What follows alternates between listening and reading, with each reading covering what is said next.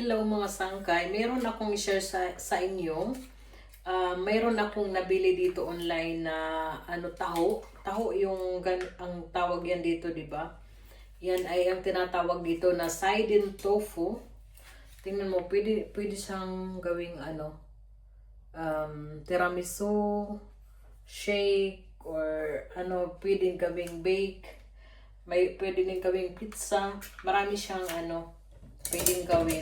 So, tikman natin. Buksan natin ito.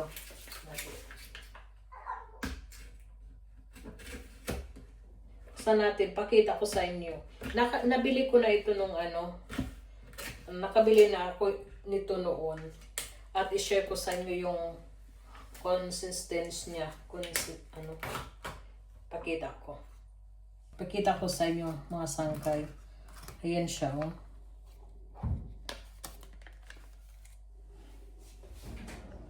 Kuha ko ng kutsara.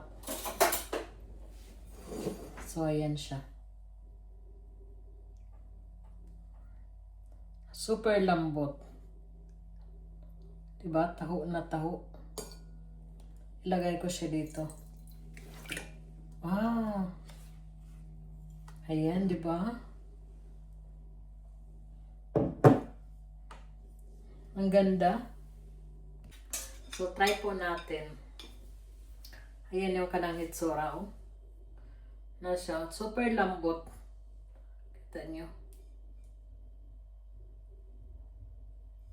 Super lambot niya. Ay, bakit may ganyan? Yan.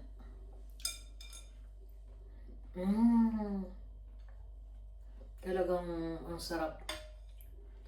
Tapos lagyan ng tinikman ko ito, nilagyan ko siya ng honey. Lagyan ko siya ng honey.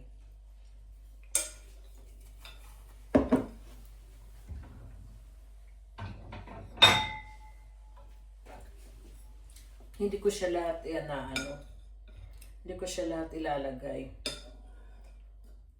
Ay, ilalagyan ng ng honey. Ganito lang. Lagyan ko siya ng honey.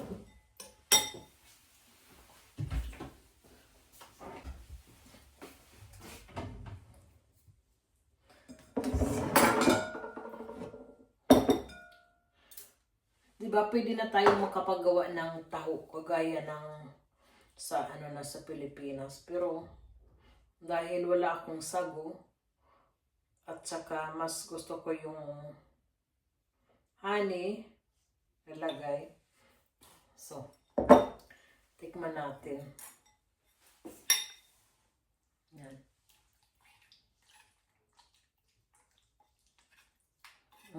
Nakita ko sa internet, marami kang mga recipe na pwedeng gawin dito.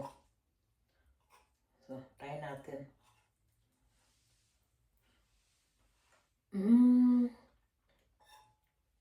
Oh my God. Napakasarap.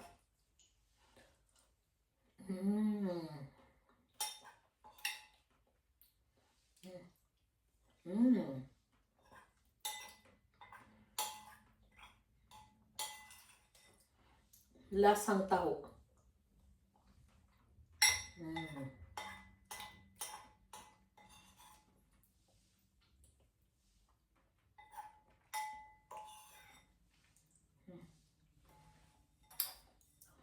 Grabe. Ay, happy na naman. Thank you for watching.